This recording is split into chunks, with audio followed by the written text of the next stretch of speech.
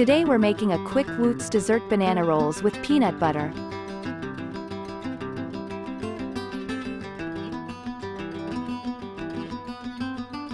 For preparation you will need the following ingredients: tortillas, preferably soft ones so they don't break when rolled out, 2 pieces peanut butter, 4 tablespoons bananas, 2 pieces honey or chocolate syrup, optional, to serve.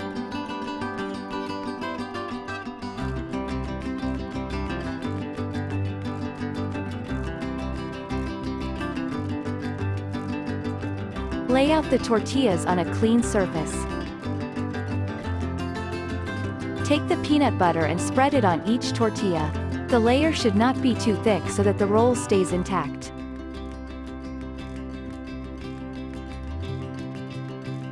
Place a peeled banana in the center of each tortilla. Carefully wrap the tortilla around the banana to form a roll. Cut the rolls into small pieces, about 2 centimeters wide. Arrange the sliced rolls on a plate and drizzle honey or chocolate syrup on top if you want extra sweetness, berries, nuts.